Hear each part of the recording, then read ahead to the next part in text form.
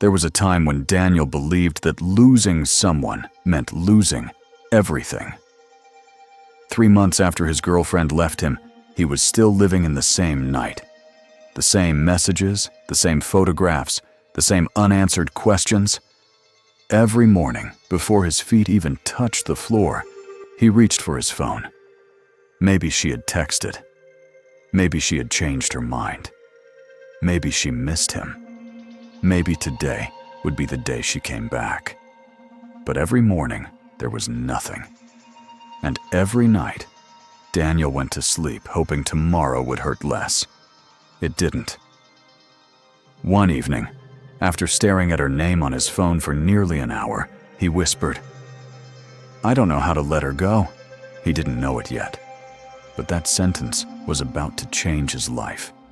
Because the person he needed to let go of wasn't the only thing he was holding. He was holding the past. He was holding his expectations. He was holding guilt. He was holding fear. And most of all, he was holding on to the belief that his happiness had left with her. That night, Daniel drove out of the city without knowing where he was going. He just needed somewhere quiet. After driving for almost an hour, he noticed a small Buddhist monastery on the side of an old mountain road.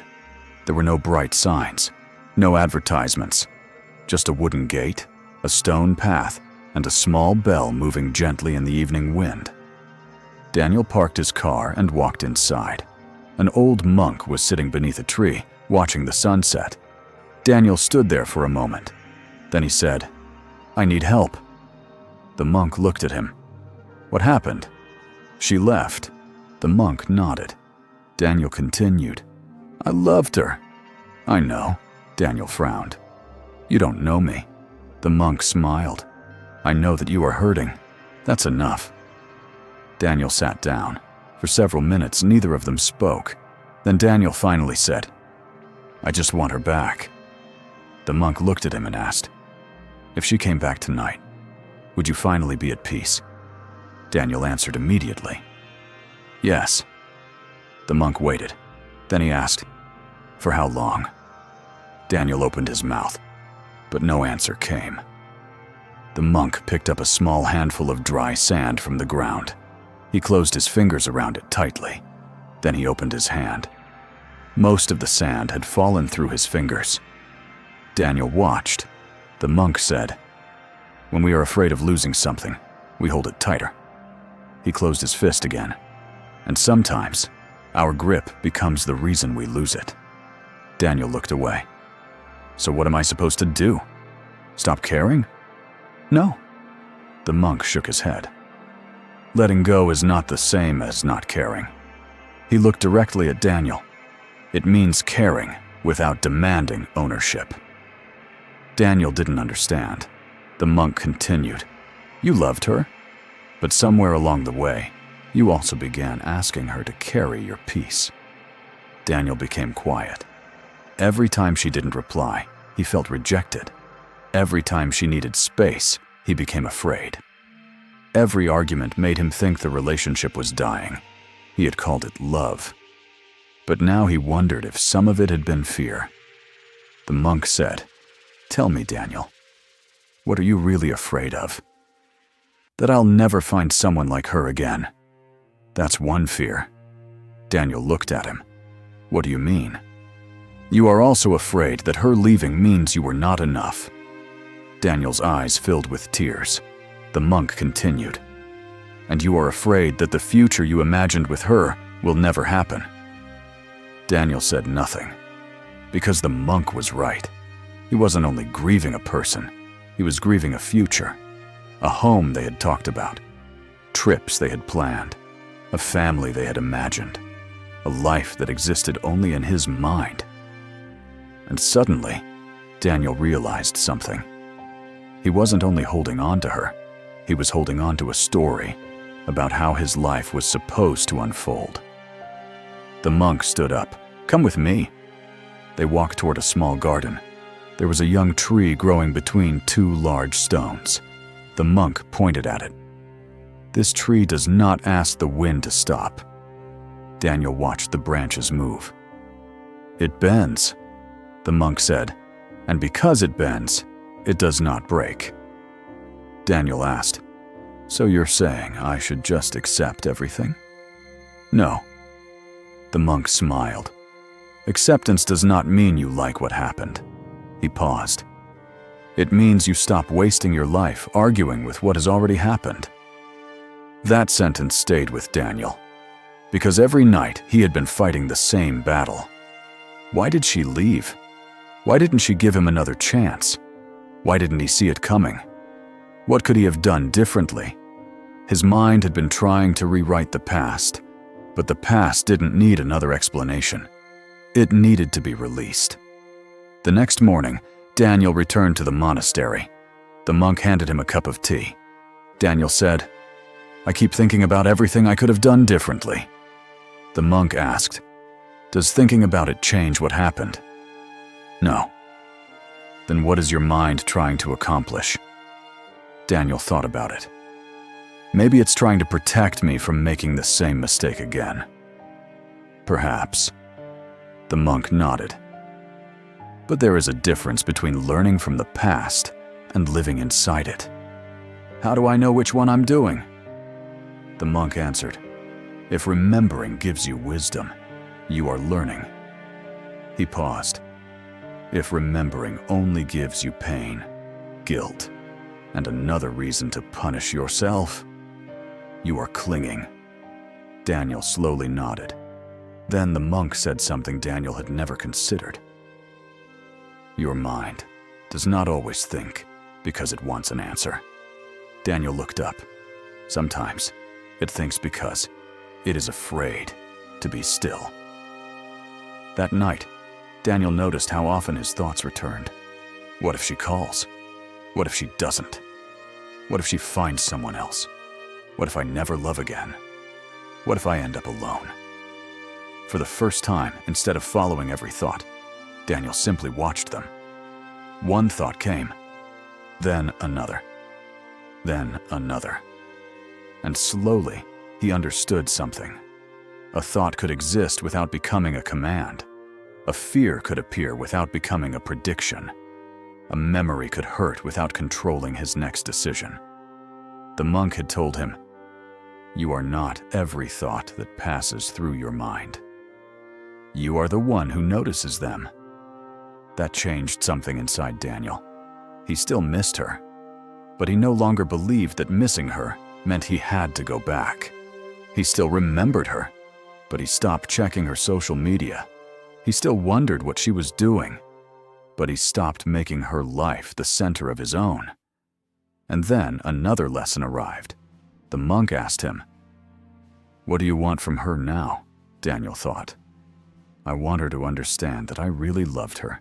The monk smiled. "Why?" "Because I don't want her to think I was the bad guy." "Why does she need to understand you?" Daniel had no answer. The monk said, "You are still asking another person to give you something." "What?" "Validation." Daniel looked down. The monk continued, "You want her approval of your story, so you can finally approve of yourself." That hit him harder than anything else. How many times had he done that? How many times had he tried to prove that he was good enough? To his partner, to his friends, to his family, to people who didn't even know his story. And suddenly he understood.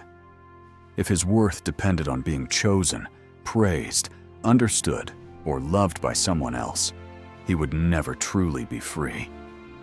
The monk said, "A mountain does not become a mountain because someone applauds it. It simply stands." Daniel smiled for the first time, but there was still one thing he couldn't release: guilt. He looked at the monk and said, "What if I really was the reason it ended?" The monk answered, "Then learn." Daniel waited. "But don't turn learning into punishment. You made mistakes. Then become wiser. You hurt someone. Then become more compassionate. You failed. Then become more aware." The monk looked at him.